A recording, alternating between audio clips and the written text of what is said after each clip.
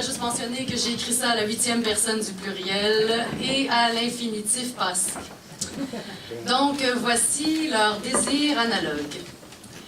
Ils sont semblables, mais incomparables, car ils viennent de Mars, elle de Vénus. Et même s'ils ont tous deux un anus, elles ont une moule et eux un prépuce.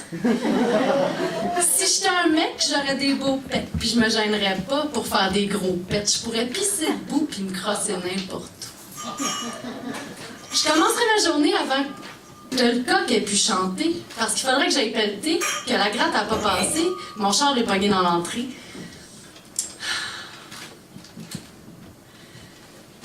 Je prendrais pas le temps de déjeuner, j'avalerais mon café en 2 gorgées avant d'aller travailler sur le chantier aux frettes à me dégeler. Je penserais juste au cul de ma blonde pour m'aider à me réchauffer. Mon boss me ferait chier en me demandant après le travail de rester, en me disant qu'il faut que demain la job soit livrée pour qu'on soit payé. Je finirais ma journée d'un 5 à 7 avec les chummies, puis je rentrerai à la maison pour bouffer le souper que ma blonde a préparé. En espérant, quand les enfants seront couchés, ma blonde vienne me sucer puis ait envie de baiser. Mais qu'est-ce que vous voulez? C'est pas facile d'être un homme dans notre société, fait que je m'endormirais frustrée d'avoir été obligée de seule me soulager. Mais être une chicks de surcroît féministe, je vous jure que c'est pas évident puis qu'il faut savoir gérer son temps. Entre le travail, le chum puis les enfants, pour s'asseoir et vivre ce qu'on appelle le moment présent. Aujourd'hui, être vénusienne, c'est synonyme de surhumaine. Prépare le déjeuner, les lunchs, le souper, assure-toi que la maman n'a rien oublié avant d'aller à la garderie ou à l'école de l'année.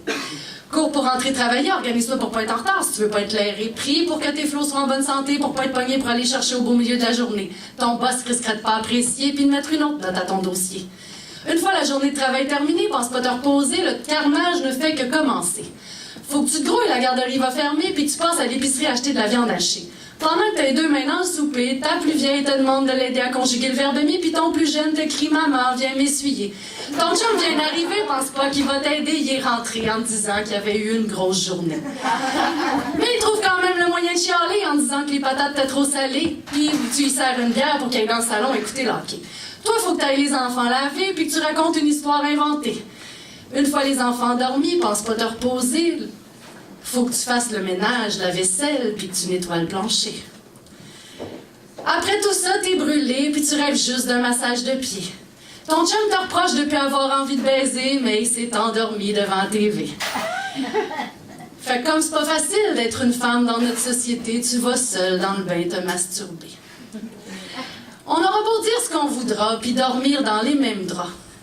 Même s'ils ont tous deux un anus, elle une moule et eux un prépuce, ils viennent de Mars et elle de Vénus.